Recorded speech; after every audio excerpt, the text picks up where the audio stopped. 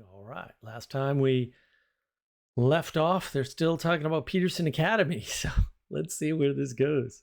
Well, so we launched our pre-enrollment, and it was really a way of testing the system and to see, first of all, if we could handle the user load, to test to see how people are responding, and to also assess whether we got the price right, and to assess the reaction of the market, all of that. And so we onboarded 30,000 people. Oh, No kidding, no kidding. So that exceeded our expectations quite nicely.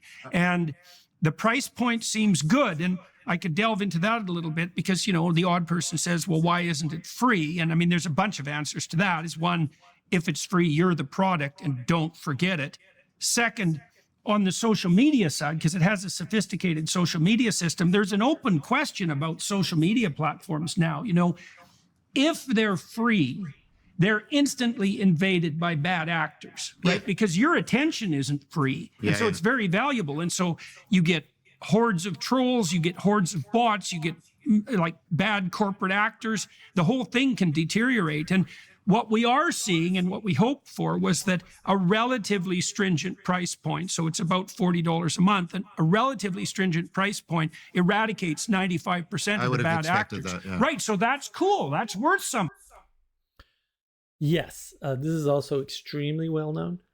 Things that are free have no value by definition. Just, I don't know why this isn't clear to everybody, but there's studies on this all over the place. If you make something free, people don't view it as valuable, they won't participate. Now, the people that will participate in something free are looking for something out of it, right? Because the best way to make money is to take free content, repackage it, and charge for it.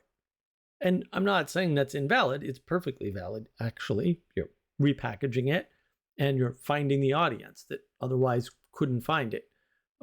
People have done this with LibreOffice, for example. I know. I went to my buddy's business once, and he goes, oh yeah, I bought this Office product. I'm like, it's literally LibreOffice. Why'd you pay for that? It's free on the internet. He's like, it is? He didn't know. You know, he needs to get a business. Like, whatever. It was cheap for him. Too late now, right? Got repackaged and marketed. Those are all valuable things because they involve work, right? Free things are hard to find, actually, right? You can go, oh, but Mark, there's directory. Yeah, there's 1,000, and I do mean 1,000 directories of free things. Some of them with no overlap. Think about that. Free things are just, they cost you your time to find. But they're out there. There's plenty of free stuff out there. Everybody complains about capitalism. There's more free stuff in the most capitalist society on the planet than there is anywhere else. That should tell you something about capitalism. So also there's the barrier to entry issue, right? If you make something require effort, only the people who are serious about putting in the effort are likely to put in the effort. Now, a bunch of people will intend to put in the effort and then either not be able to or forget. That's true. That's why you need to go through your subscriptions every once in a while and make sure you're not subscribed to things that you no longer use, because that happens to people. And there's no way around that. This is basic life maintenance stuff. I don't know why we've lost the sense for that. Probably because we're online all the time, where we have this warped view of the world where everyone's offering internet for cheap or free, or things on the internet for completely free. And yeah, someone's going to monetize free stuff. That's just going to happen. So that's good to know. It's one of the things that the Free Software Foundation never quite figured out until it was too late. And now the free software movement is full of angry people. I'm just saying. You know, because you have to ask yourself, if you're going to use a social media network, how much is it worth on an ongoing daily basis? Like, is it worth $1 a day? Because that's approximately, or $1.25, that's what we're talking about. Is it worth that not to be chronically annoyed by the pathology of the system? And I would say it's worth something for that to be the case. So, and people are pleased with the price. The indications we've had so far is that people would have paid more and still been happy. So I think we probably undershot the market limit, but I'm fine with that. That's perfectly fine. And now we've raised enough capital because we have enough students to start doing the AI language translations. And so we should be able to translate all of the courses into God only knows how many languages eventually. And that technology is really coming along quite nicely. And we're going to branch out so that we'll have representatives in well, to begin with, all the major countries in the world, and hopefully we can bring the advantages of elite higher education to anyone who wants it. And I think we actually have a crack at doing that. So it's quite, and our system worked. It didn't, there were some bugs and people were quite patient while we worked through them. And the team worked very hard to rectify them as soon as possible. But yeah, I was your first course recorded. So yeah. Right. Okay. So much here. You don't think so, but there's so much here. Businesses, almost all businesses, not all, right? But like 95% or so, maybe 96%, somewhere in that range. They don't hunt for price points. That's not how it's done ever, right? Because you don't care, right? What a business measures is revenue and profit. That's it, right? And cash flow, right? Revenue, profit, and cash flow. Those are the only things you need to worry about, actually, right? That gives you your projected ROI, right? No one ever tries to find the top of a market. I mean, not no one ever, but like almost never does anybody try to find the top of a market. That's insane. It's very hard to do, and it changes. So it's not a particularly useful way to do business. And most businesses fail, by the way. So thinking there's a formula is probably a mistake, because if there were a formula, 95% of businesses wouldn't fail in the first 3 years. Just saying. And there's lots of reasons businesses fail. Right. That probably means that all of those other things are more important. Right. This idea that there are advantages to higher education, I'd be interested to hear what they are. I'm not aware of them, actually. All the people I know that make the most money don't have higher education. All of the people I know who are the happiest don't have higher education. All the self-made millionaires I know don't have higher education. A bunch of the self-made millionaires everybody knows dropped out of higher education. So I'm struggling. I'm serious. I'm genuinely struggling with this case. Where is this case? Now, I'm not saying this case didn't exist in the 1970s and 1980s, but I am saying the case didn't exist in the 90s and 2000s and beyond. And part of that is the devaluation of higher education by giving too many people higher education. And that was done, that has two effects, right? The only way to do that was to drop the filtering requirements that made higher education valuable. That's the only way to do it, right? It was originally meant as a filter. There's some number of people in the population, maybe it's 5%, maybe it's 2%, I have no idea, that can do that kind of work at that kind of level that makes it valuable. When you drop the barrier to entry, when you make it, quote, more available to more people, right? That means you're destroying the filter. Now, maybe you can destroy the filter. I don't know, right? Maybe the filter is filtering too much. I have no idea. Neither does anybody else, by the way. And if somebody says they do, they're lying. It's that simple. Okay. It is possible that that is true. To what extent matters, and you don't know. So who cares, right? True facts whose details are not actionable are unimportant, right? The fact of the matter is that the Earth wobbles on its axis. Okay, I don't know why that matters, right? The fact of the matter is some school somewhere is throwing out some genius who would otherwise do well in their school. Okay, that happened to Einstein, and that made him better. Now what? Like these clear, linear, discrete, like perfection of the world formulas that you have are garbage, and they're usually have the opposite effect of what you intend. When you flood the market with a bunch of people, irrespective of the filter, who have the same skill, their value goes down. So in the 70s and 80s and 60s and whatever, right? College was extremely valuable. Very few people could actually finish. And even if they could, they wouldn't, right? They wouldn't because you had to work full time, like my father did, right? and get your PhD at the same time. Well, guess what? That gives you a set of very valuable skills beyond, quote, going to school. You can't separate going to college from all of the things that should be required to go to college, like giving people loans. Bad idea.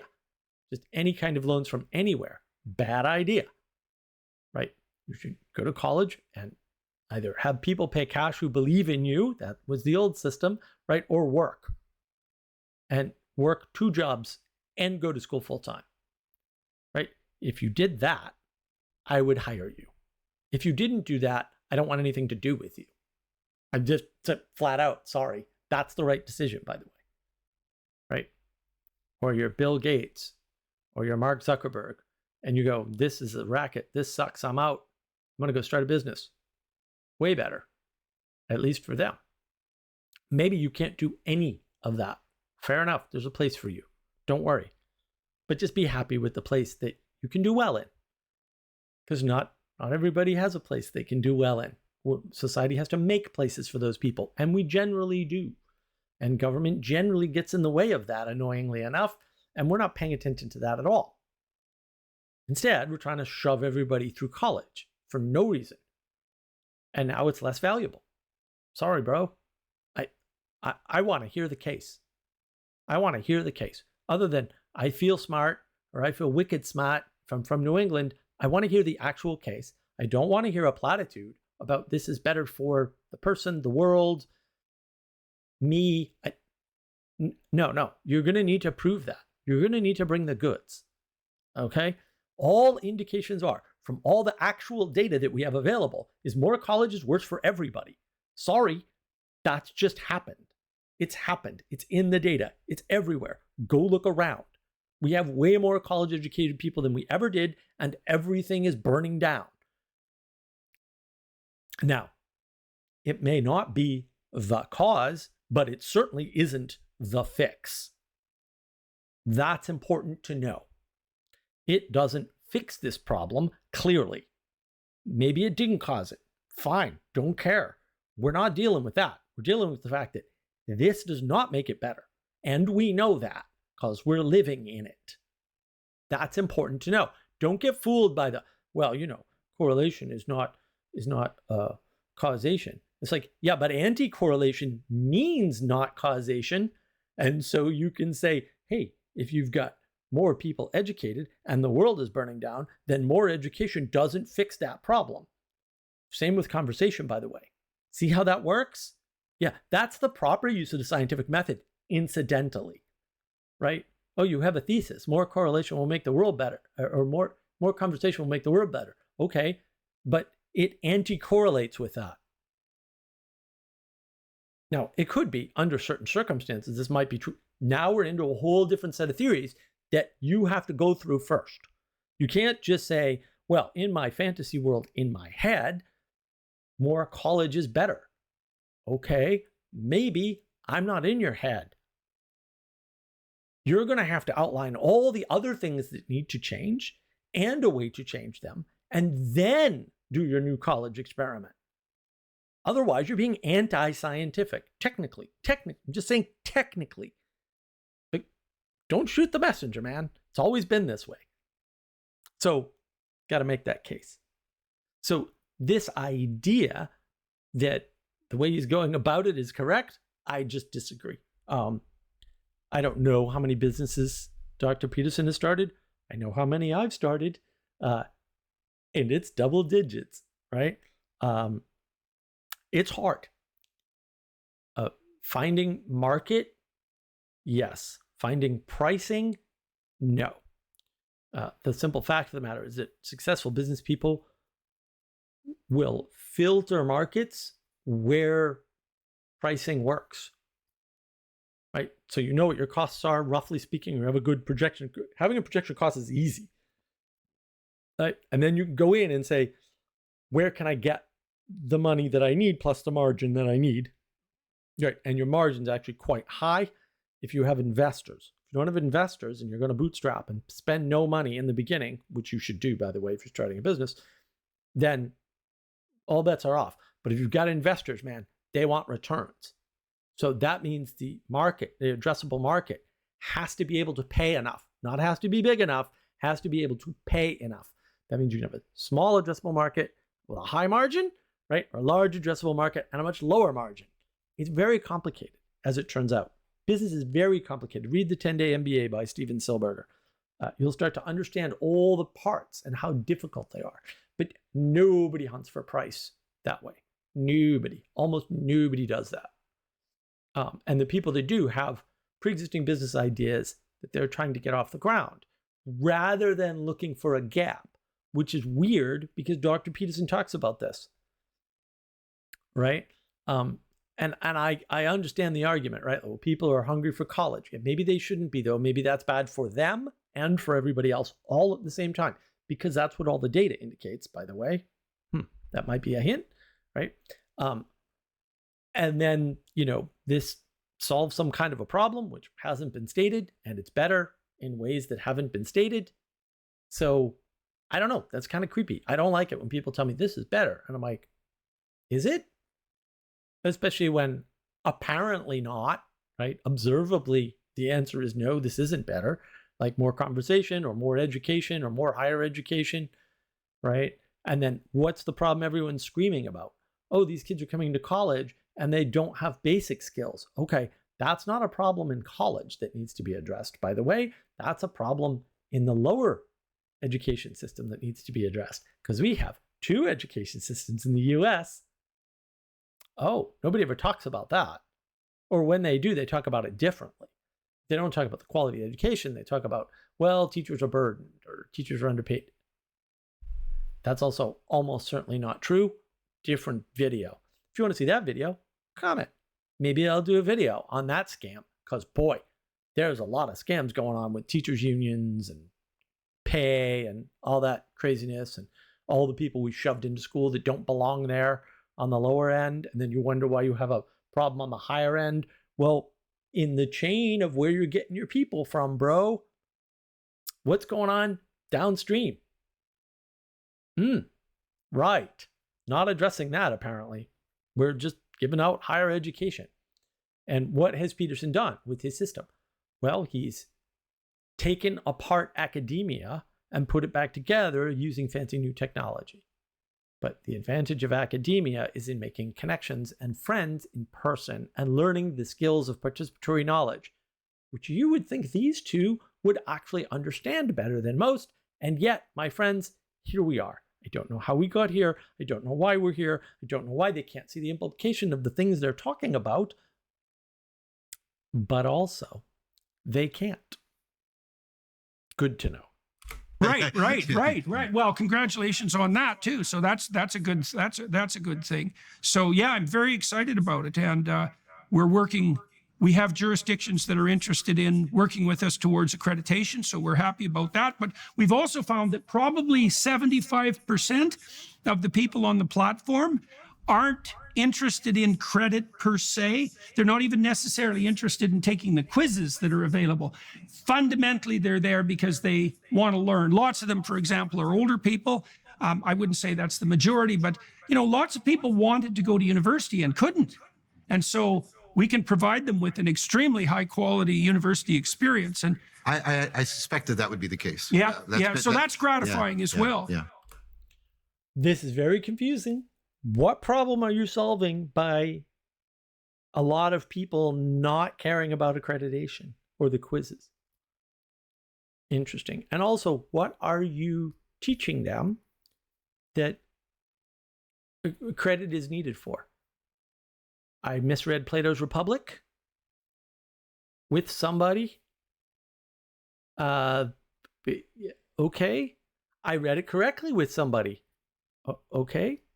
How does that help the employer?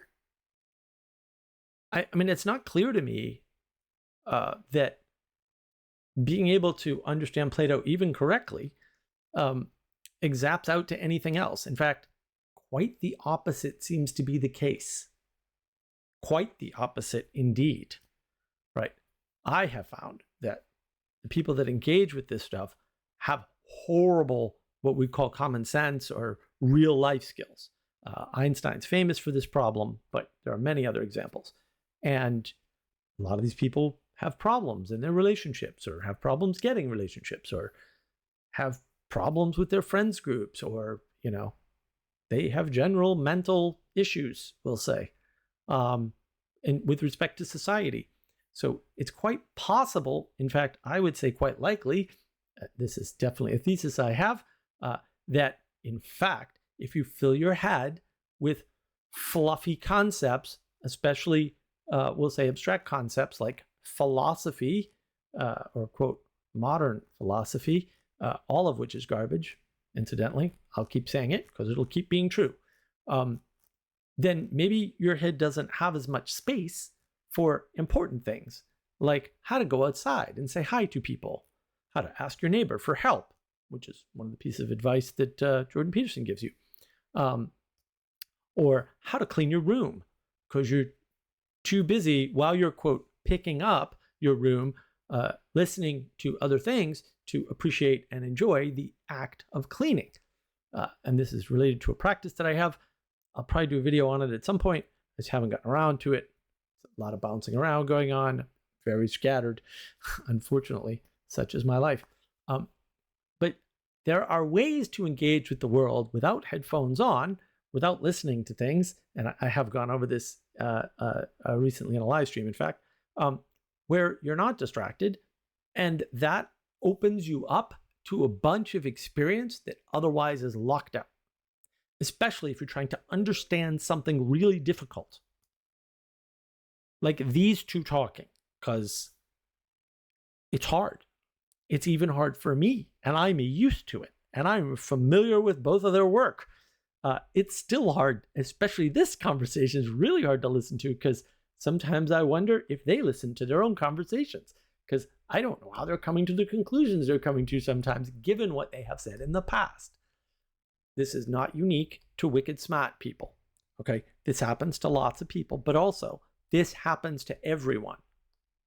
So we need to watch out for it in the people that we elevate up or listen to or watch or whatever, because they're always doing that too, most likely. People, as it turns out, are not perfect. So the full launch is September 9th.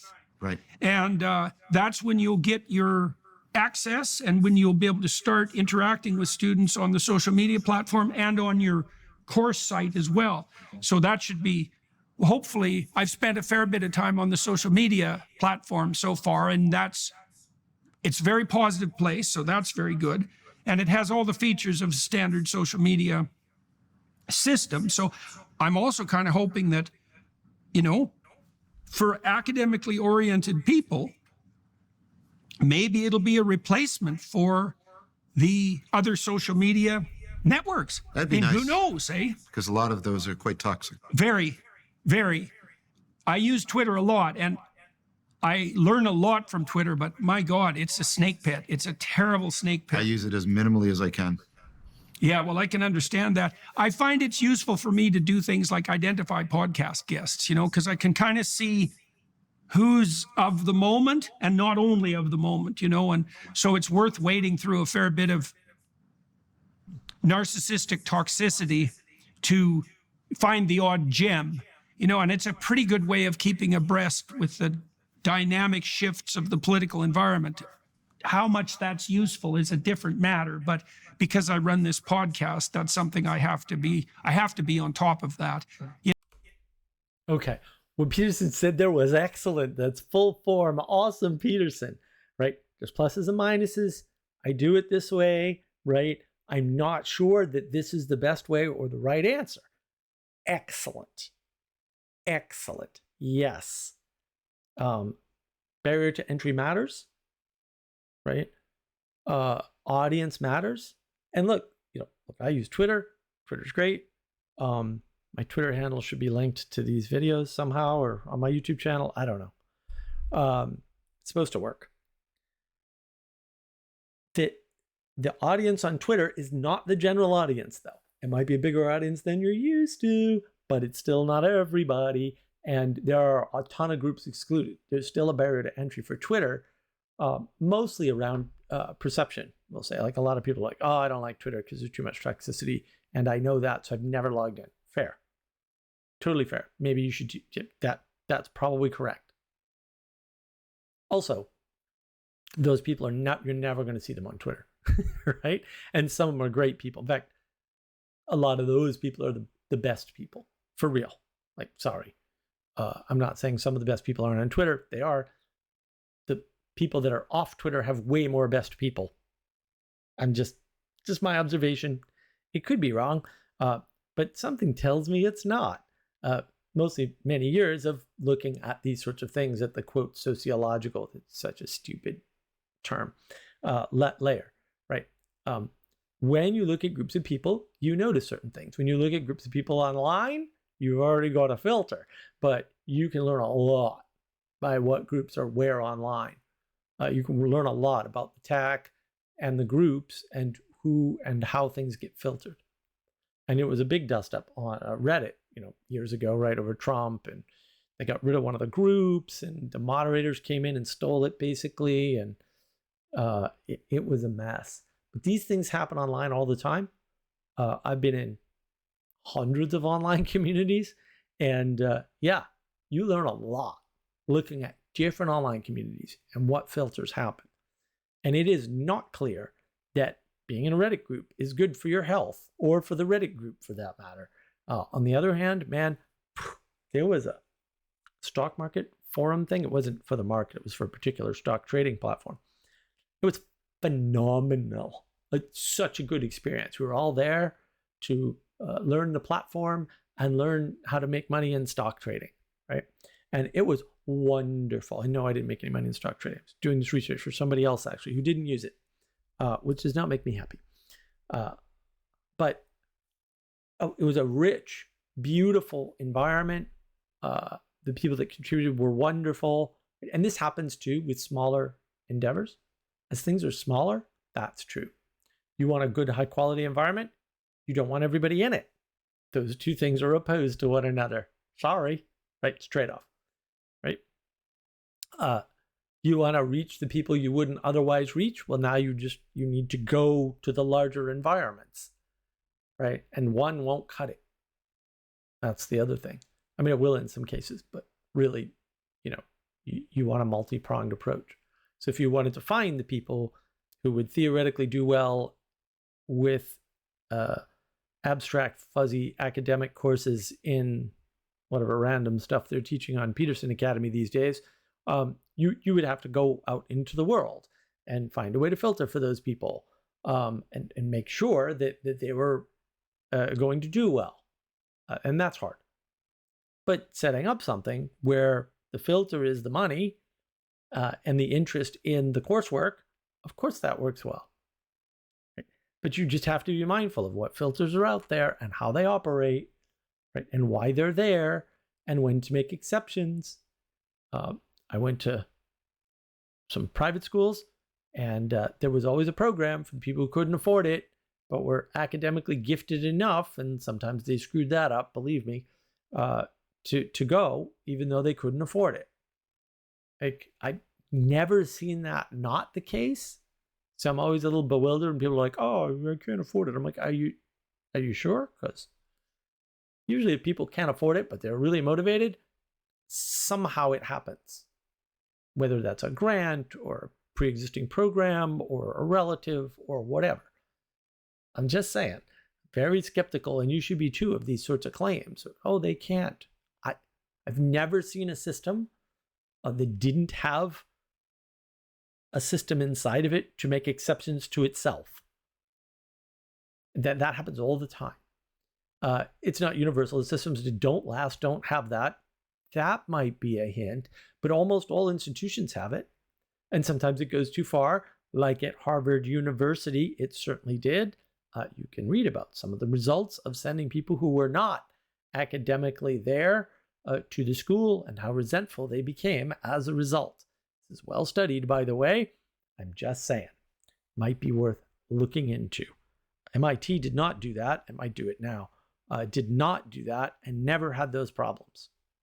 It had exceptions. You could get into MIT. You could get on scholarship. I probably could have gone to MIT. It wasn't a problem. but there's no resentment because those people were filtered for people who could handle it and weren't going to be around people that were so much better than them that they felt judged automatically. That's what happened at Harvard, by the way. In order to stay conversant with the current, well, part of what you do in a podcast is it speaks about the moment. And so you got to have a sense of what that moment is, for better or for worse. And so, yeah, at least that's what I tell myself when I'm on Twitter. But this might be a good, well, and we're also hoping it'll work well for people to establish social networks, because at least you'll know that the people on the platform are interested in ideas, let's say. It'll be a great place for open people to meet, for example. Students who are in all three courses, I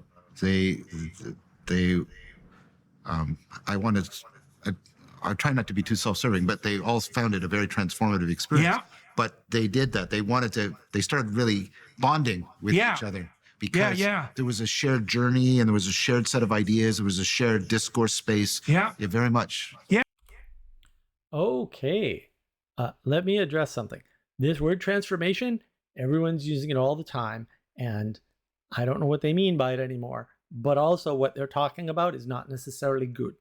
Okay, I've watched lots of people transform and get worse.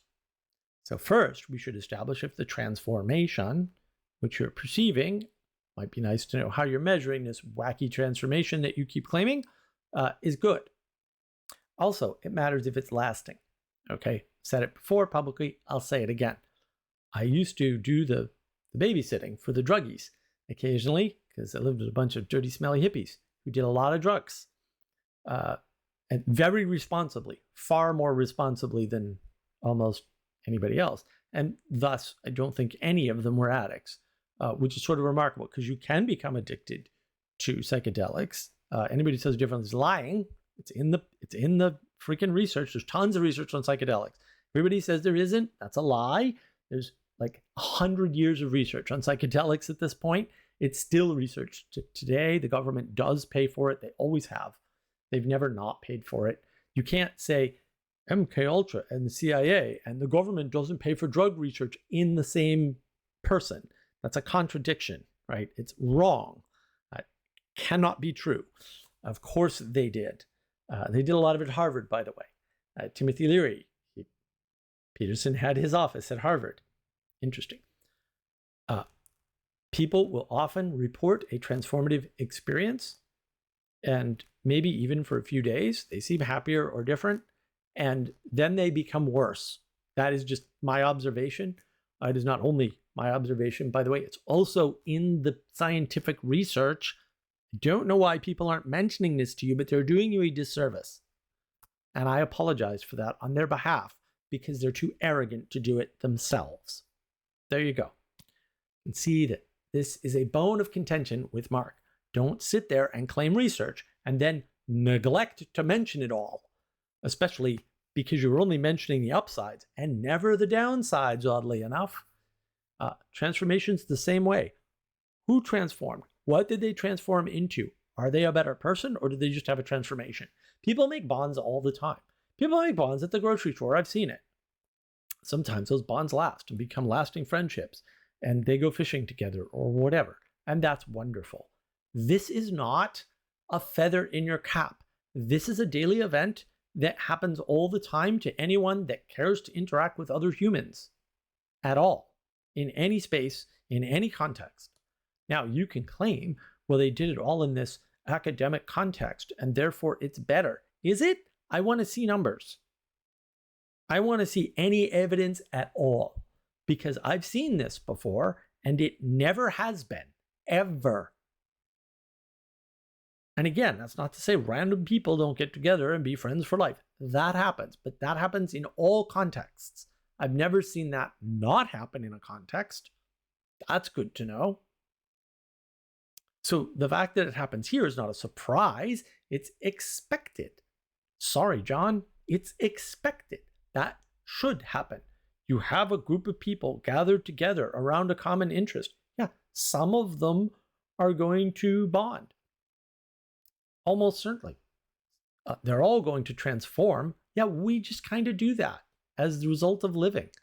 You grow older. That's a type of transformation. Is that what you're talking about? Because that happens with or without your course, dude. Sometimes people transform into kinder, gentler humans. Is that your claim? Because I want to see some evidence. Most often, people get worse. Sorry, they just do. A lot of people indulge their, sin of wanting more knowledge that they're never going to use, or maybe knowledge that they can't use. I have so much knowledge that I have never used and will never be able to use, and that was not a good. That was not a good. It's still not a good. It remains a burden upon my soul. Sorry, these are not better. That's why I more or less refuse to read, quote, modern philosophers. It takes literally 10 minutes. You do a little bit of biography on them. You read about their main philosophical points. You realize immediately they had a trauma. Instead of dealing with their trauma themselves, by themselves, for themselves, they cast their trauma as some kind of cultural issue, right? And then they try to solve it in the culture or the society or humanity at large or whatever frame they're using. That's all of them so far. No, really. Maybe there's one or two exceptions. I don't look into all of them, but who cares? And that's the problem. You can fill yourself up with this nonsense instead of experiencing the world in all its miracle that you have around you. You can do that. Please don't do that. It's no good. It's just no good. Now, get outside when the weather's nice and go look at butterflies. Way better for you than Kierkegaard or Nietzsche or Jung. Way better for you. And it'll calm you down. It'll ground you to the world around you. You know, it doesn't have to be butterflies. You don't have to get all pedantic on Mark here, right? Like, experience the world. Hang out with your friend. Go to a game with people. Go meet new people.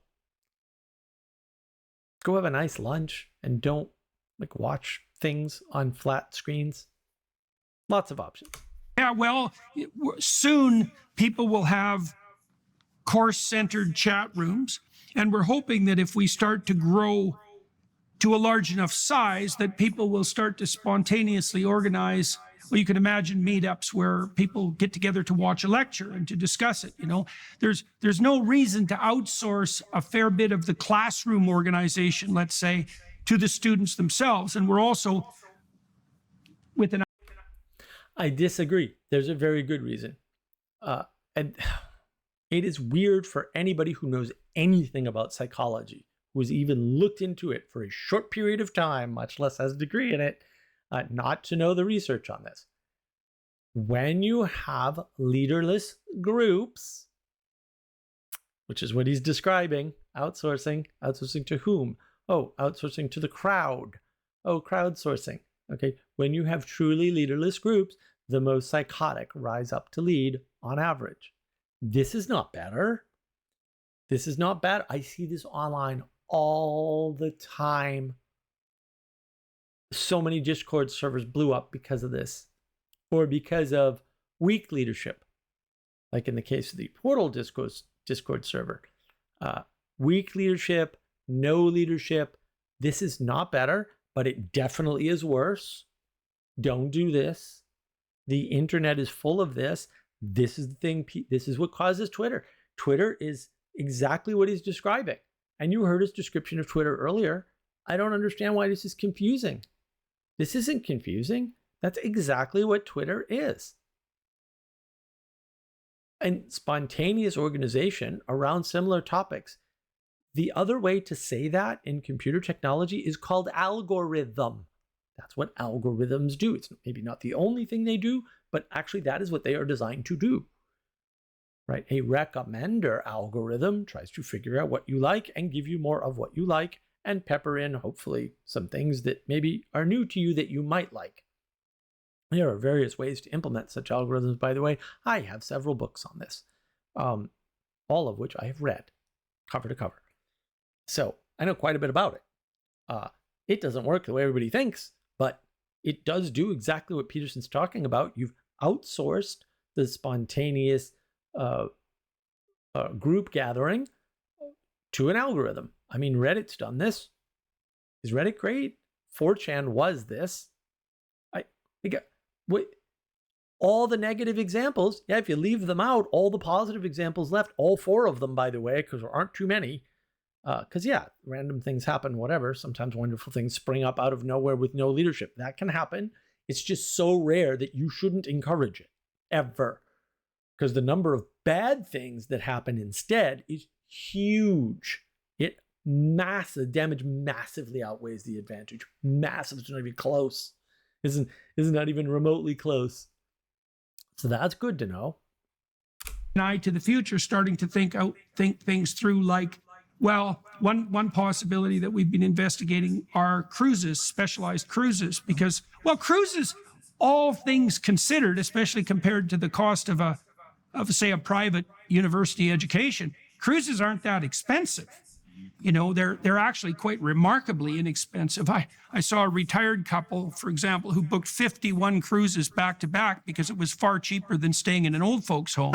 And the service is a lot better, let's say. So, we're going to curate meetings for students. So another thing we've been thinking about doing is having, a series of conventions, maybe a couple of times a year in major population centers, where we could bring, say, 10 professors together and maybe 5,000 students and do a weekend of, nothing but learning and also exciting. Yeah. And I just can't see why, with some social events at night, it seems to me highly likely that this is possible. And I also have a sneaking suspicion that because of the rise of AI and the fact that increasingly much of what we see on the net won't be real, that the premium for in-person experiences is going to increase.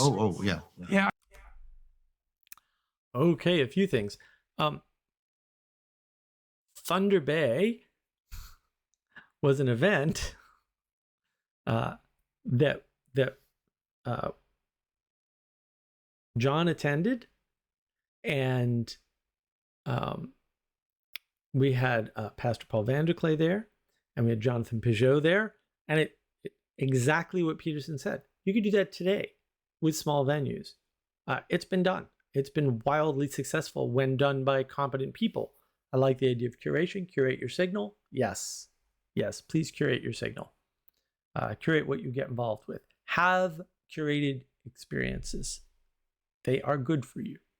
Also, you have to submit to whoever's curating them, and whatever their imperfections are, and whatever imperfections you perceive that actually aren't imperfections because you're dumb and they're not, because that happens far more often than people actually make mistakes, by the way. This idea of getting together in person is great. Have a conference. We've been having several. Symbolic World Conference, same deal. Peterson was there. Like, you can do this now. Why do we need to do it around this academia thing?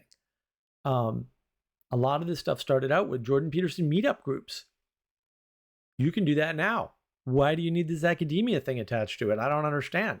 This is already kind of happening. I mean, this is sort of the Peterson sphere, if you will, and you can visit the petersonsphere.com website and take a look at a timeline of Jordan Peterson that we've put together on there. Very important stuff, if you ask me. But people can get together. The problem is you need organizers who are also leaders, by the way. And the leaders of that need help. They need other organizers, right? They need assistant organizers to organize good events. We've had bad events organized. We've had good events organized. I've attended a bunch. I refused to attend the poorly organized events, and I already knew which those were. You can ask me how if you want, but if it's not obvious to you, you should figure that out. If you want to see a video on that, comment. Maybe I'll do one. I'm not going to promise because, I got to have my secrets. But maybe I could show other people how to recognize good versus bad leaders, and therefore good versus bad organizers, and therefore know ahead of time, is this going to be a good event or not? Right now, good things can happen at bad events. Sure, that's possible. but that's not a function of the event. And if your time is valuable to you, and it should be, then you probably are best off filtering for good organizers and just throwing out, and good leaders, and throwing out all the bad ones. Because on average, you'll win, right? And you could go to a good event and nothing good can happen out of it. I suppose that's possible. That also might be you. But on average, like this is, people do this all the time. They do the general for specific thing. Oh, well, this specific event, this wonderful thing happened. Yeah, okay, you got lucky. I'm not interested. I'm interested in something repeatable and consistent. Right. Well, now you would choose that one out. Yeah, you'd miss that. But you might get 5 other better events instead. I don't know. It's worth thinking about, though. I think you can see that now with, well, the tour we were on, for example. Exactly. Yeah. What did you think of the tour? What was that like? How many days did you spend with me? And was it 3 or 4? I can't remember. I think it was 4. Yeah, I think it was 4. Yeah. I had a really good time, and I enjoyed our dinners. You and I got to reconnect on a more personal level, which I deeply appreciated. I thought that it was like touring with a rock star. I've told people I enjoy touring with a rock star. I don't want to be the rock star. That's you can have that. But I enjoyed it a lot. Your staff was fantastic. I enjoyed. There was electricity. Some places more than others. And then you and I it was really powerful in the way we were talking about earlier. After you gave a talk and that electricity was there, and to sit with you and talk afterwards, or even before you were gracious. You would have let me to sort of talk a little bit about who I was before I introduced you, and feeling even that a little bit there. And a lot of people, especially the last one, because in the last one I didn't go back.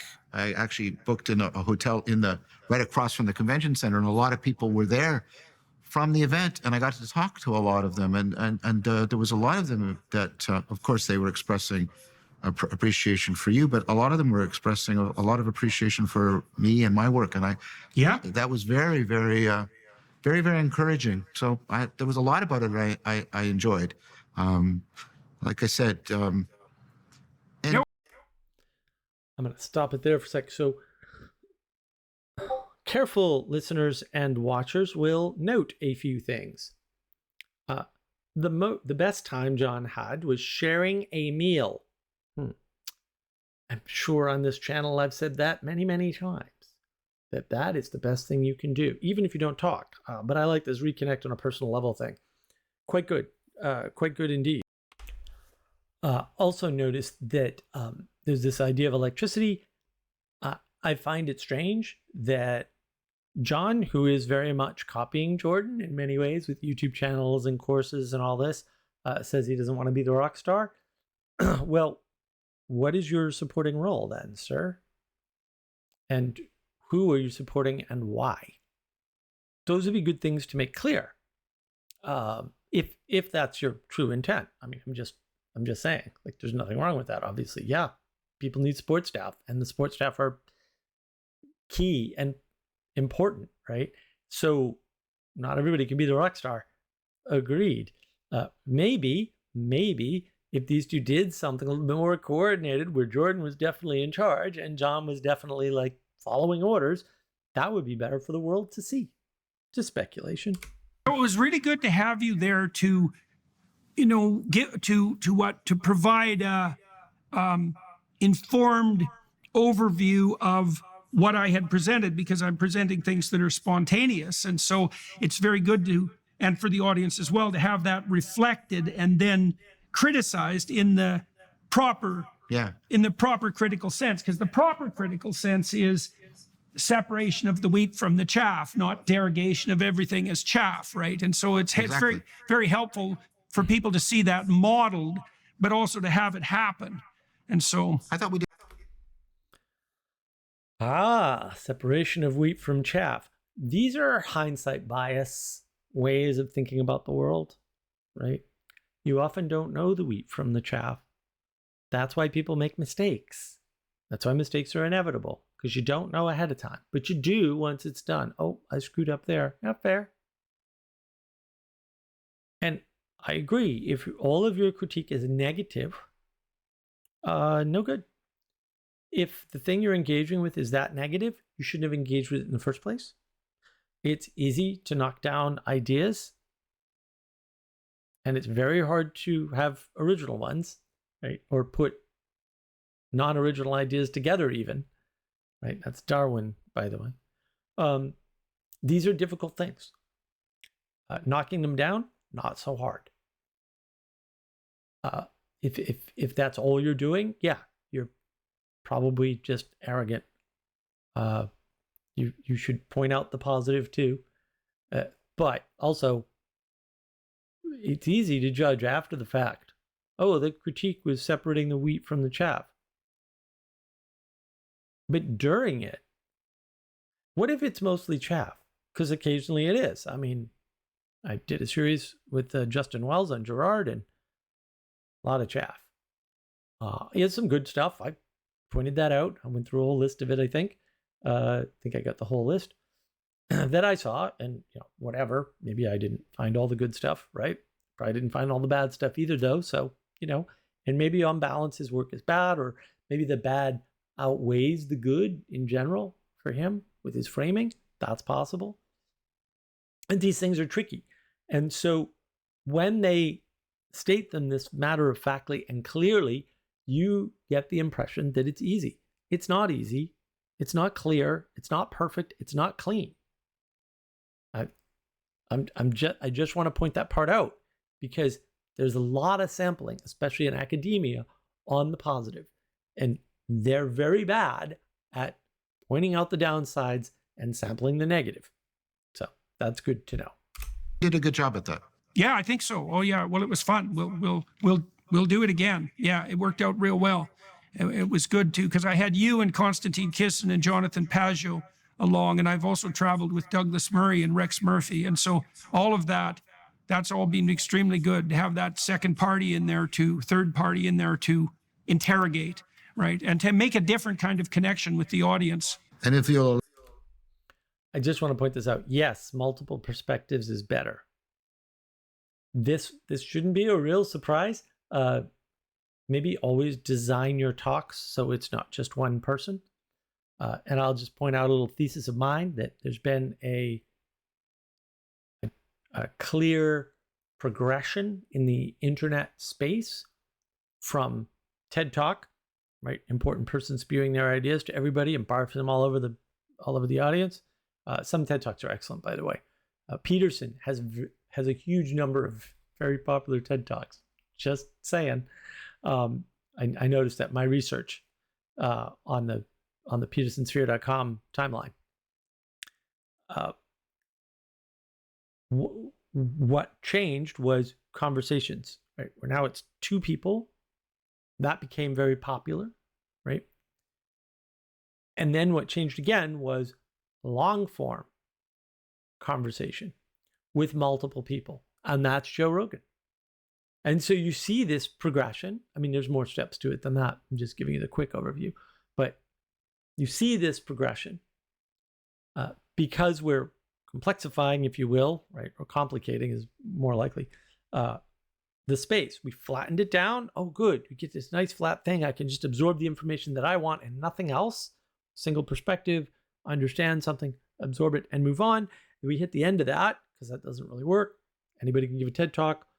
Most TED Talks are garbage and just wrong, factually incorrect. Right? Well, we need more perspectives. Oh, okay. Well, good ideas take a while to work out. We need long form. Fair enough. Peterson jumps on the long form thing. So does Vervaeke, right?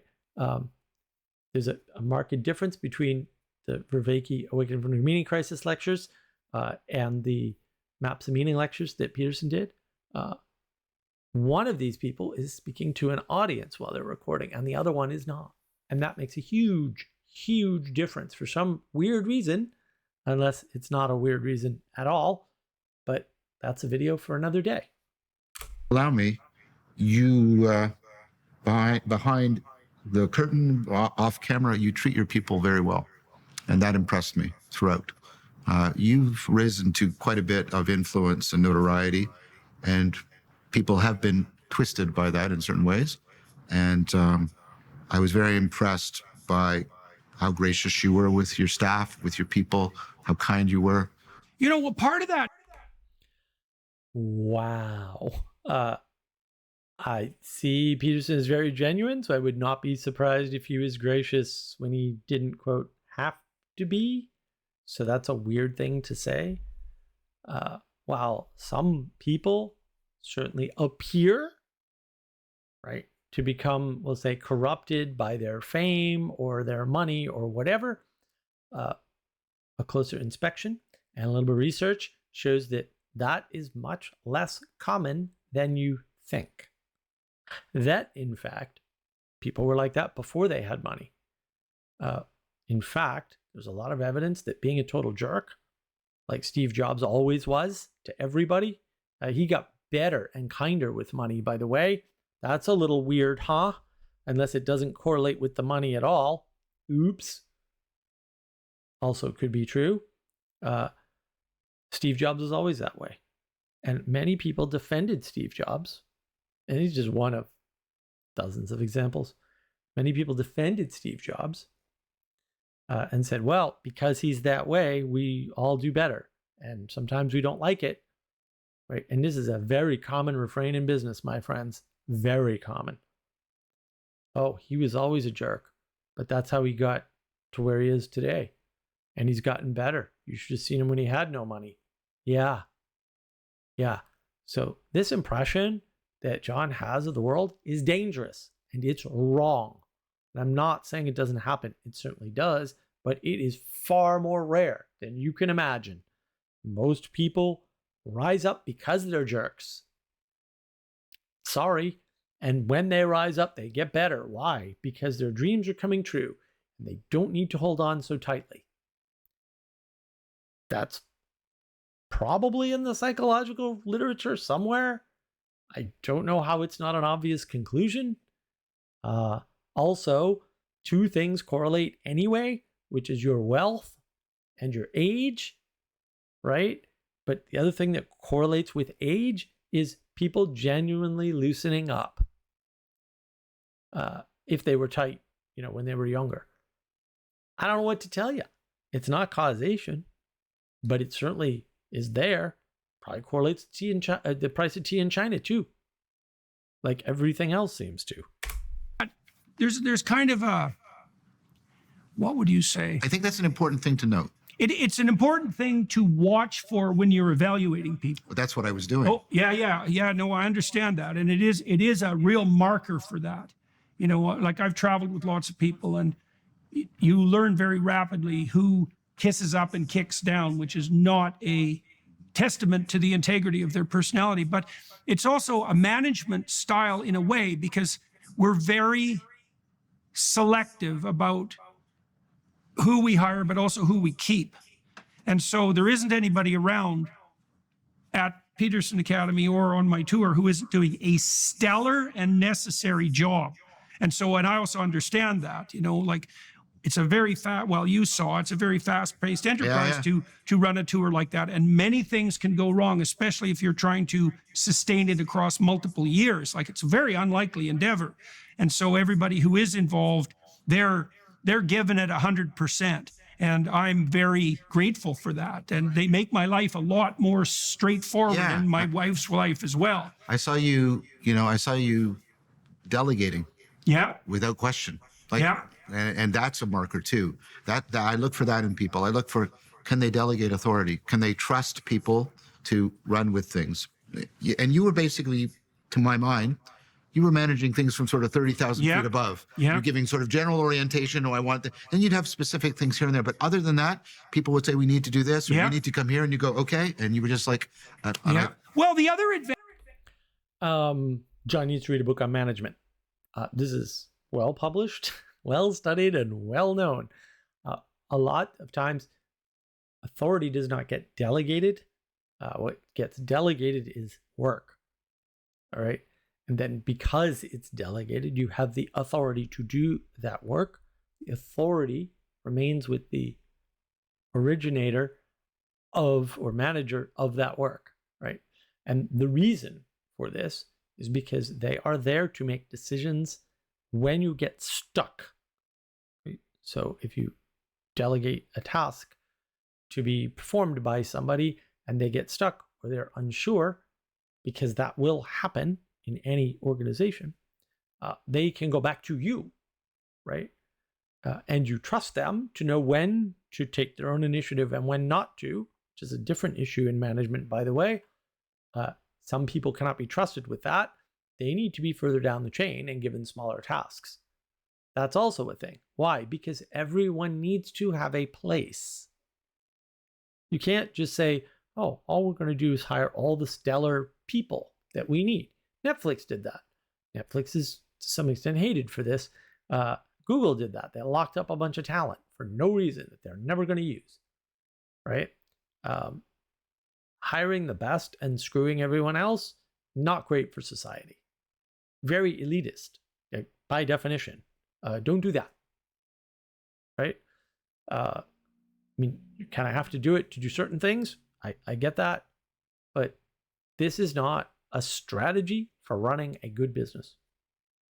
A strategy for running a good business allows for people who aren't the best, right? And just giving them a place where they can be better. That builds their confidence and it keeps the system running, and it's a little inefficient and wasteful in some measure, but I'm here to make the world a better place, not to make more money for an organization. Change your telos, everything changes. Advantage. I mean, there's a bunch of advantages to that as a managerial style. I mean, the first advantage is, for me, it frees me up to concentrate on only what's necessary. So when I thought through, well, what's necessary for the tour to work and to continue? Well, it's necessary that Tammy comes along with me and that she has a role and that works. Okay, so that has to be set up, and it is. Then it's necessary for me to get there. Like, no matter what, right? I have to be there like an hour ahead, period. And then I have to do a good job. And that's really the three things. And so everything else has been farmed out to other people. You know, the hotel logistics, the flights, the meals, all of the scheduling of my days, other people take care of that. And then if they do that fully, then I'm very happy about that. And they have something that's really crucial to do and can take pride in their work and are committed to it. And if they can't do that, well, then we figure that out very quickly and say, look, this isn't working. And it's just, I learned this even more intensely on the tour than when I was supervising graduate students. There's more play in the system with graduate students. It's easier in a way to not be quite as cut and dried with your decision making, even though that's not a good idea. But on tour, it's like there's no room for mistakes because it's too fast paced. You can't mistreat any member of the audience. Anybody who ever does that is like, no, you can't do that. That's once. Do it again, you're gone. Because I know this, for example, all the people who come to these talks, they want to be there. And in a way, they've opened themselves up, right? Because it's a hopeful enterprise.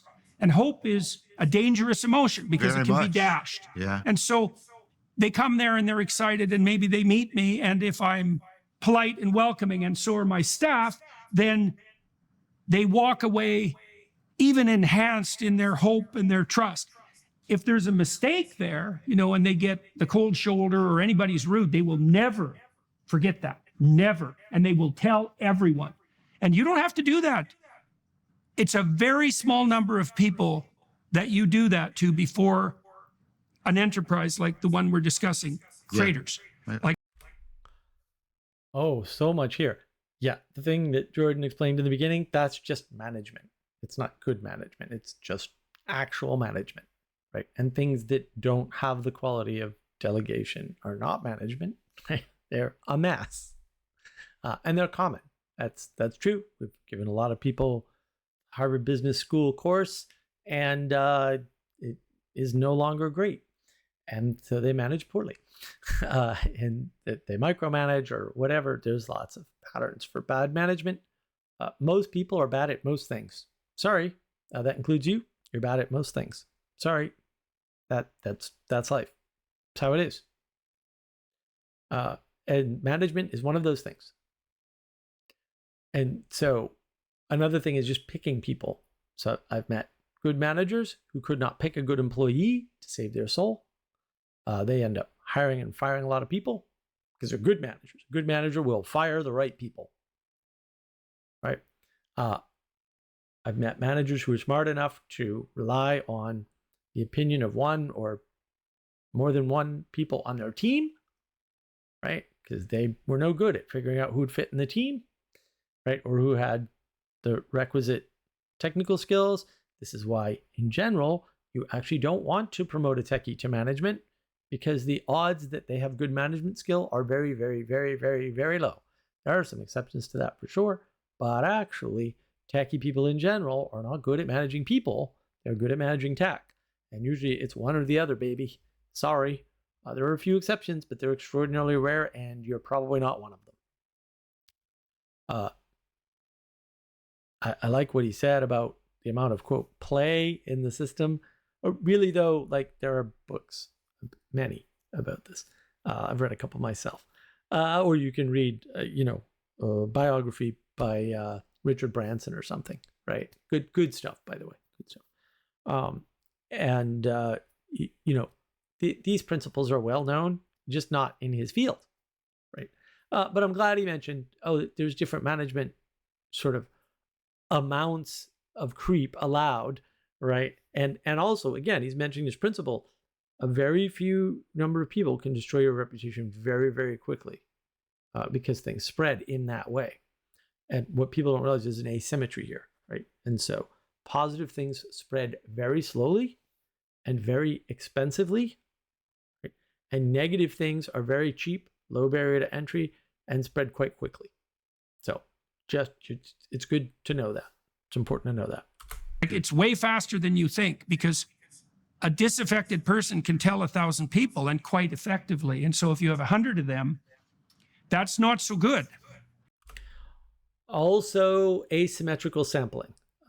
Again, it's harder to get good news across, because negative signaling is loud and more important. Right? It's more important that you avoid a bad outcome than you get a good outcome, because there's also neutral outcomes, and most outcomes are neutral. It's just a math problem. There's a huge asymmetry, and that's important to know. You make it sound, as it is, rational, but there are many athletes and celebrities who have not learned this lesson. Yeah. And well, the other who have not learned about management. Oh, I'm shocked. Most people know nothing about management. Most managers know nothing about management. And just because you pick up a book about management or you go to a management course is not necessarily going to make you a better manager. This is where the academics get everything screwed up. They equate what you know with how you behave in the world. That's wrong. They behave what you communicate with what you know. That's wrong. And they don't understand that there are other disciplines that are maybe more strict than theirs, like management, where this stuff is well known and well accounted for. I don't know why they make this mistake. They make it pretty regularly. And to be fair, they're pretty good at that mistake. Also, where are we making this mistake? other thing you realize too, I think, is that, first of all, one thing I'm acutely aware of is that I could be out in public and people could be throwing rocks at me. Like, it could have easily gone that way. And so, and I've had a taste of that more than now and then. And the fact that that isn't happening all the time, that's something to really remember. And in fact, I have the opposite of that pretty much wherever I go.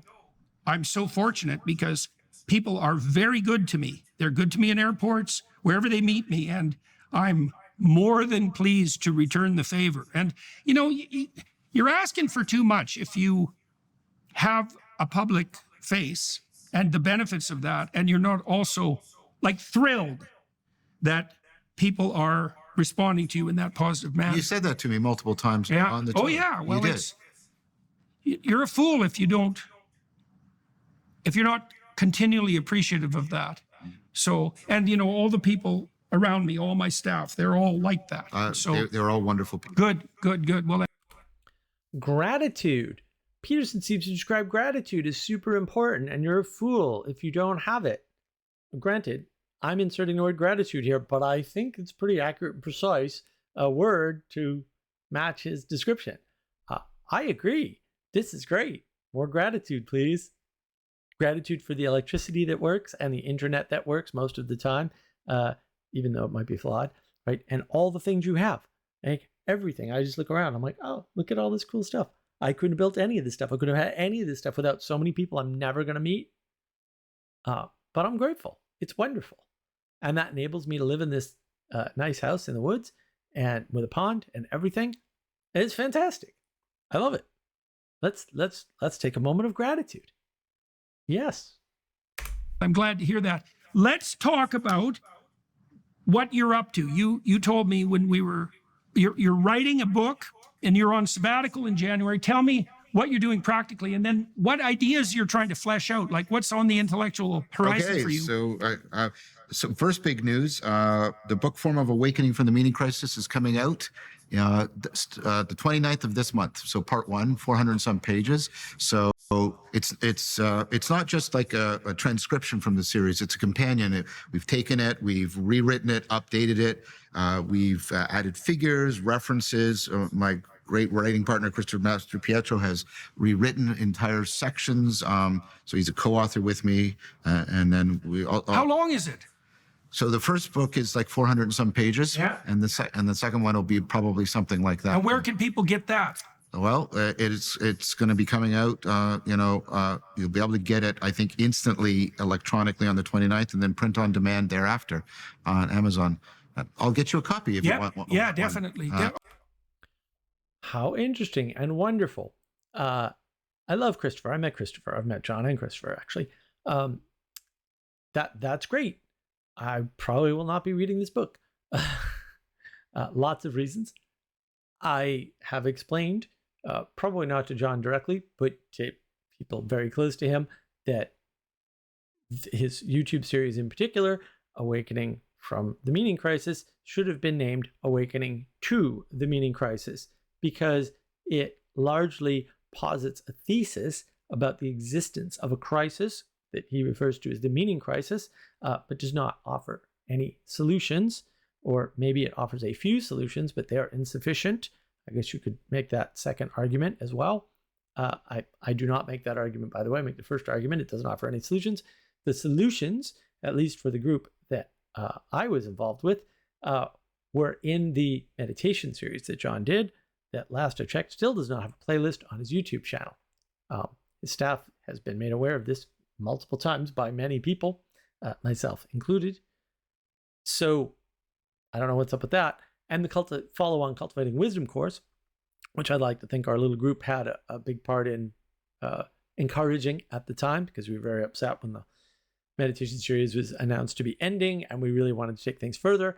And John graciously agreed to do that and did a bunch of work and developed like this proto course, I guess, which was wonderful, called Cultivating Meaning. Those two YouTube playlists are definitely awakening from the meaning crisis, rather than talking about the thesis and the theory and all the contributing factors. So that's pretty much what I want to say about that. I actually think it's important. The solution to meaning crisis is participation in the world. Also, the thing that precedes the meaning crisis, according to me, and this is my channel, so yes, everything I say is according to me, in case that wasn't clear, is the intimacy crisis, which I have a few videos on. So I will link my intimacy crisis playlist here, because I can, because it's my channel. And I have more coming. In fact, it'll be out. I did a non-conversational one that'll be out before this, probably. So I'll put that in the playlist so you can see it there. If you've seen the playlist before, it will be new by the time this video comes out. So I think that's important. I think it's important that my observation, correct or incorrect, is noted so that you can take a look and see if you agree. Is awakening from the meaning crisis a from or a to? Because that might be important. I think that in terms of helping meaning crisis, Peterson is way more of a pragmatist than Dr. Vervaeke is. And so Dr. Peterson has 12 rules for life. There's some ways that will help with the meaning crisis. And again, I'm not saying meaning crisis doesn't exist. I'm saying that it's caused by the intimacy crisis. We have a much longer thesis on that involves the knowledge engine model and a bunch of other things. And I'll probably pull that together at some point. I'm glad John's writing a book. I'm glad he's doing it with Christopher Mastropietro. They make a great team. So I find this interesting. It's the first I've heard of it. Very exciting stuff. Probably not going to read it myself. Don't know if I can recommend the series at all, and therefore the book. Different reasons on that should be clear by now. But if not, you need another video, comment. Maybe I'll do a video on that. Okay, and so why should people purchase it and spend the time with it? What is it that I know you had a long history at the University of Toronto of being a very, very popular professor, and people regarded your work as existentially altering in the positive direction. That was very consistent. I saw that for years, and that's a very difficult thing to pull off. It's very rare. And you've had the same impact on people in the broader public sphere as well. But we should zero into that, what do you think it is that you're doing right, and what is it that you have to offer in general, but also in relationship to this book? Is my best attempt there's two halves. The first is sort of the historical half. The second half is the sort of cognitive scientific half. It's my attempt the first half is like, how did we get into the meaning crisis? What is it? Why is it? And then the second half is, well, what do we mean by this meaning in life? What's the best cognitive science? What do I do? I think I'm very good at integrating material across different disciplines and looking for patterns and getting kind of a synoptic integration, and then also making it clear how it has that kind of existential import that you mentioned a few minutes ago. Right. So it's a gathering from multiple places, and then also a practical specification. So you and I are similar in that regard, I think, and we were reacted to in a similar way at the University of Toronto for that reason. Well, I mean, you have an acknowledgement in Awakening from the Meaning Crisis as the person who galvanized the public to the meaning crisis. Good. Well, explicit. Right. Well, that's another thing you do. Well, how interesting. So, first of all, it sounds like the book is broken up, much like the series is. I have to point out, when you filter for a college, especially good college, yes, the experiences and the quality experience is going to be different. This idea that John has changed people existentially in a better direction, I don't know. That seemed to be what they were using the word transformative for earlier. I don't know why we've switched to existential in a positive direction, although I like that better. That's a better specifier. Transformation could be negative, guys. I don't disagree. I wonder how long that's lasted. I wonder what the net effect is, however. I do know people who took John's course, big fans of John, and they were still struggling with meaning crisis stuff. Is John good at finding patterns of synoptic integration? Would say he's probably better than average. Is he good at it? If better than average is good, then sure.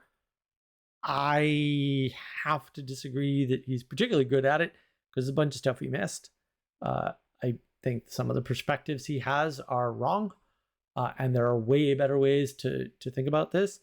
As I said, I think the intimacy crisis precedes the meaning crisis. But what I really want to point out is my thesis, I've said this publicly for years, it's probably 3 years old now, maybe 4, on Pastor Paul Vanderklay's channel. I thought that Peterson galvanized the meaning crisis, right? And John gives you a science of meaning. Super valuable. Cannot thank John enough for providing a science of meaning, and also for the meditation classes. That's why I'm here. This is why this channel exists. It wouldn't exist without all of that. And I'm very grateful for that. But It's interesting that John acknowledges what I've been saying all along. That's great. It's a nice little piece of validation from somebody whose opinion, at least on that, I value very highly. So I'm happy that I am not the only one that saw that. We'll say that's good. Too, though, is that you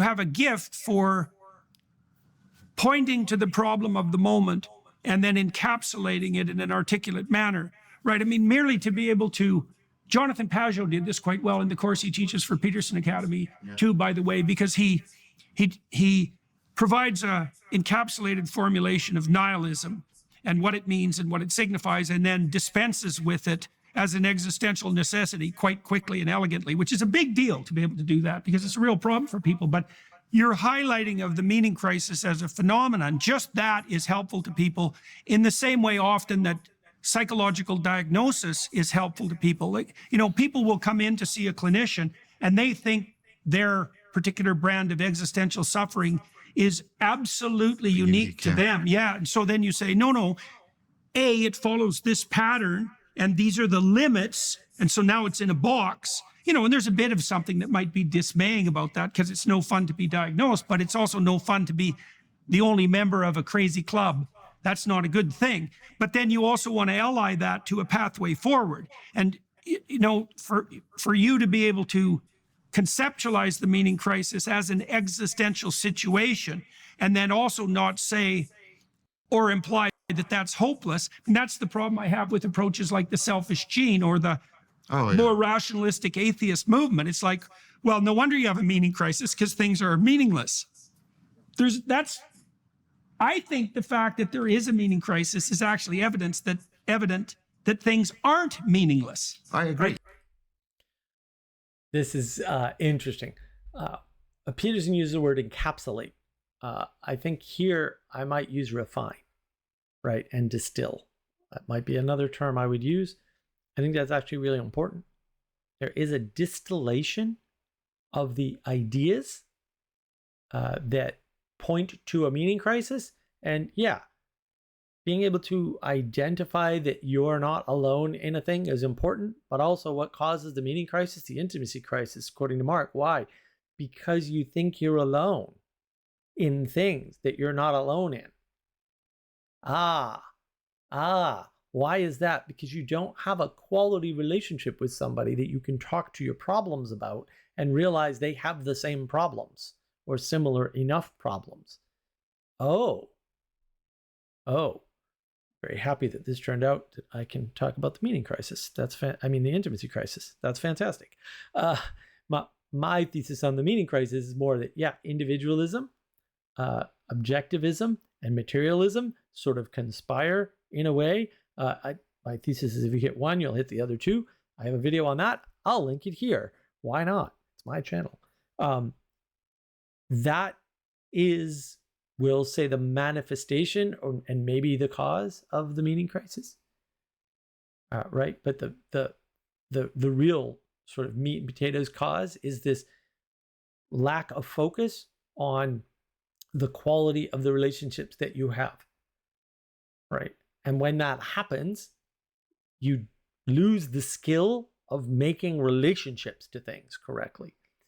They become linear and discrete. See the knowledge engine model. Guess I'll link that here. Why not? They become linear and discrete.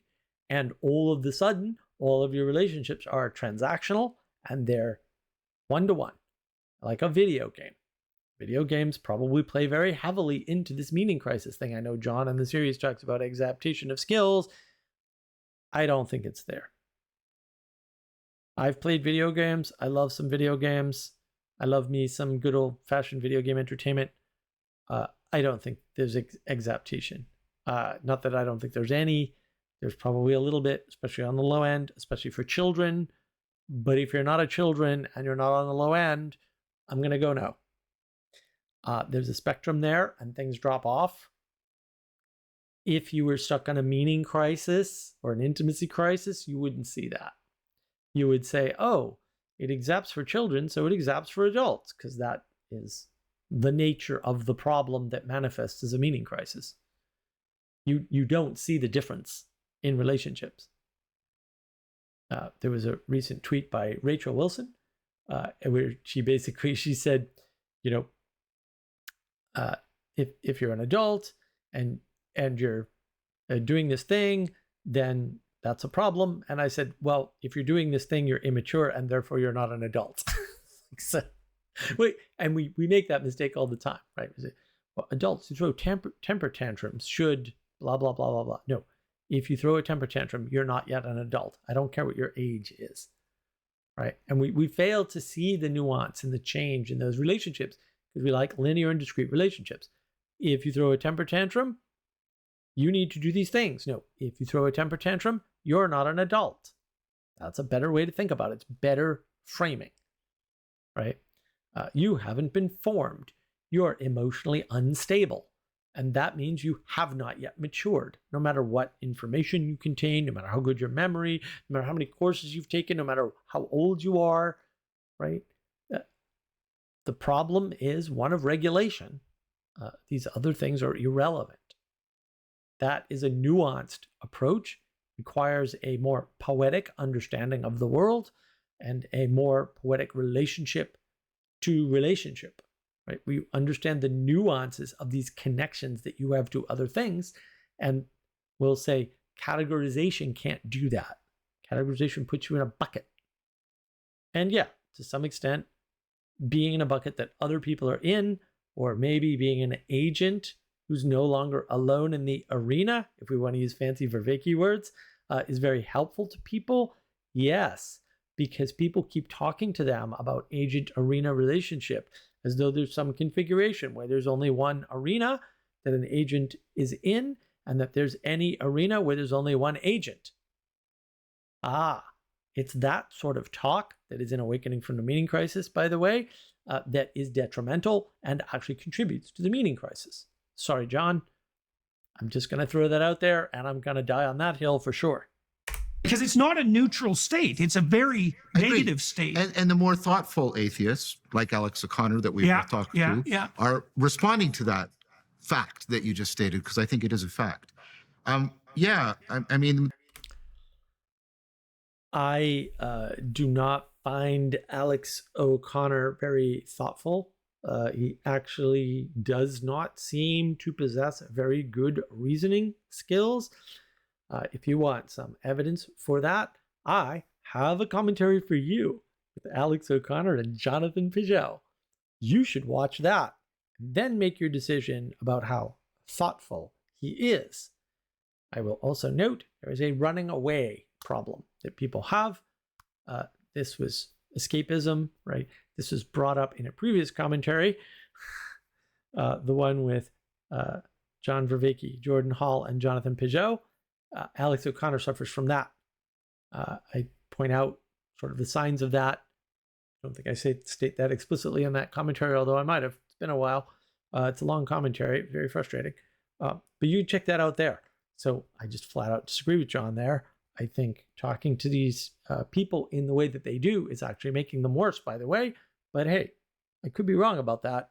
But also, their evaluation of people tends to be very poor, both of these gentlemen. Sorry, guys. I'm glad you have people around you that help you, but they're not doing enough. The most consistent feedback I get from my students who watch it online, comments, or my friends and colleagues like Jonathan Pajot or Paul Vanderklay, is I gave people a conceptual vocabulary, a theoretical grammar. They were able to take stuff that was inchoate and like speak it and understand it and share it and communicate it and then connect it to psychological ideas and theory and philosophical ideas and ways of life and see why ancient figures like Socrates might actually be really relevant right now. Right, that's another... Okay, so as I said earlier, John really gives us a science of meaning, right? And what do sciences have? They have vocabulary, or at least jargon. Maybe it's not, quote, new vocabulary, but they've co-opted. Jargon is a co-opting of language towards a specific telos within specific constraints, we'll say. If you want to see a video on jargon, comment. Maybe I'll do one. I've talked about it before, though. I can't remember where.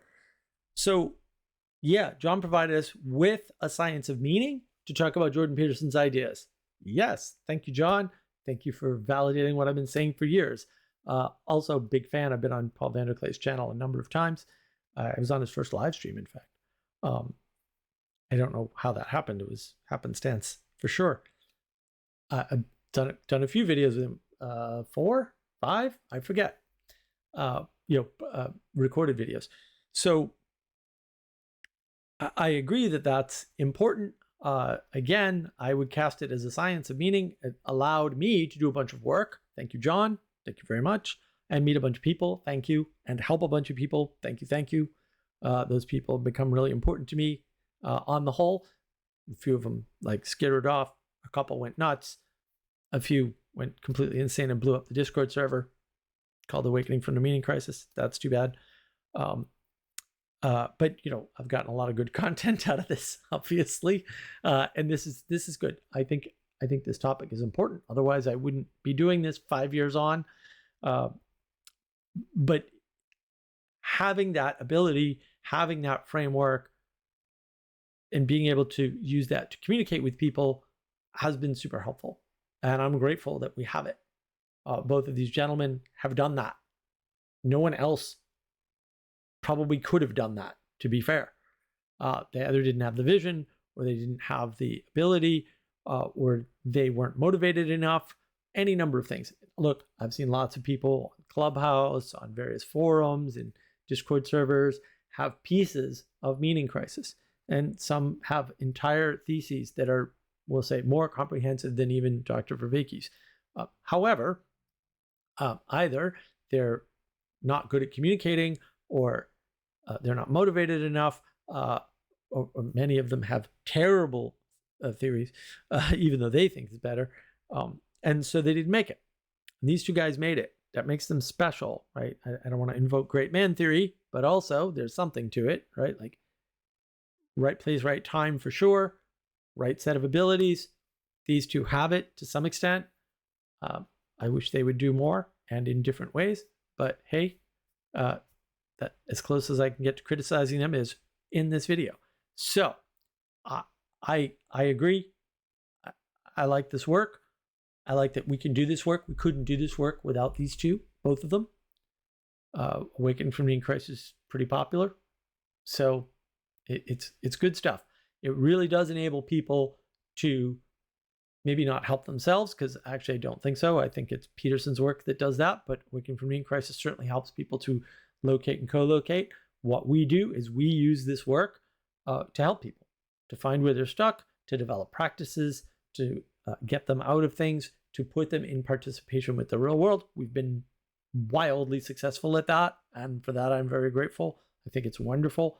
And if you want to join in and participate with us, please do.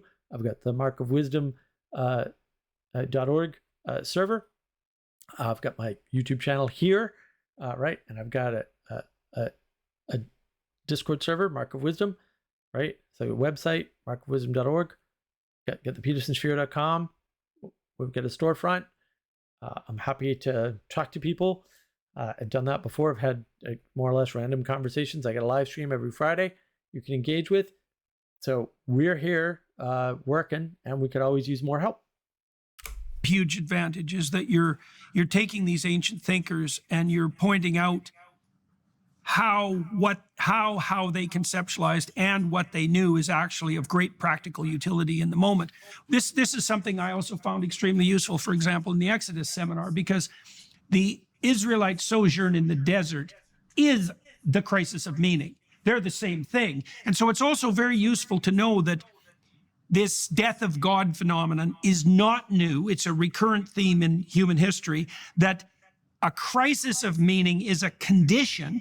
It's not a permanent state, and it's not a statement about the nature of the world. It's one of the various ways you can be in the world. And it isn't the final solution for those who are rational enough to see through, let's say, the protective superstitions of religion. That's not a good way of thinking about it. It's not an accurate way of thinking about it. Now, how did you... All right, I want to pause it here. So I want to point something out. I would say that the inability of people to relate, say, Socrates or other ancient thinkers who were actual philosophers, everybody before Aristotle, basically, to the problems of today is an expression of the loss of the poetic way of informing the world. See my knowledge engine model mentioned earlier and linked below. And that is the thing that creates the intimacy crisis. Intimacy crisis, thing that leads to a meaning crisis. If you can't connect these cyclical patterns that were talked about by past thinkers to the problems in the world today, and those past thinkers could be authors of the Bible or people who copied the Bible, people who were inspired to write the Bible, however you want to frame that. I don't want to offend anybody here. Then that's your problem. And that's your problem. Like, that's something you need to get out of. It's probably a maturity issue at the end of the day. If you were not forced to participate with things, say, you don't like, then you didn't learn. Because if all you do is encounter things you like, you aren't learning, for sure. Learning requires negative signal, right? And it requires things that some people might consider trauma or bad or whatever. Suck it up, buttercup. That's how it works. That's how it's always worked for everybody. And that's just too bad that the world works that way, but also that's how the world works. And it's been highly successful in the past. I don't see why we don't continue. I like to see things that work, and I'm cool with that. But yeah, that inability to see that connection between, what Socrates was talking about or what Plato wrote about, and the things that are happening right now around you at every layer of society. Read the Republic. Book 8, I have a video on that. I probably can't link it here. I think I'm out of links, but it'll be in the description below. The middle of book 8 very clearly outlines everything that we're going through, at least in the United States, possibly also in Europe, right now. Clear as day. Right in book 8 of the Republic. It's right there. I don't know why everybody isn't mentioning this. I say that in that video. It's super important. You want meaning crisis? Well, look at how people have misread the allegory of the cave. That's part of the meaning crisis. I have a video on that. Again, I'll have to link it below. Feel free to check it out. The Lives of Plato's Cave. Yeah, if you think Plato's Cave means what people say it means, you're going to be in a meaning crisis, for sure. Because Plato was saying actually everything but that. He was in direct contradiction to the idea that there's a cave and you break out. No, you don't. No, you can't. That isn't happening. Don't try to do that. Stop being a victim. It'll be fine. I presume, and I know to some degree, that your concern with the meaning crisis is reflected in your personal experience. And so I'm kind of curious about how that made itself manifest in your life, but also how it was that you came to understand that there was a pathway forward and how you're communicating that. All right, folks, look, that is a great set of questions. I haven't watched this yet. I didn't know that was coming, but I am going to stop it here because I don't think I'll get to address that. And we're just going to have to move to 4 parts, which I sort of anticipated anyway. Thank you very much for engaging. Please comment, share the video around if you found it helpful, share the whole series around. Engage with the other videos. See if you can see what I'm talking about here. This is really important. Comment on what you want to see that I haven't done or you want to see more of. Maybe I need to do a video on the poetic way of informing the world or something. We could probably arrange for something like that. I have several videos that I want to do as well. Unfortunately, I'm going to be traveling for a bit here, and I'm probably going to be out of pocket for like a week. I might get work done, but probably not. But look, thank you very much for engaging, and thank you for giving me your time and attention.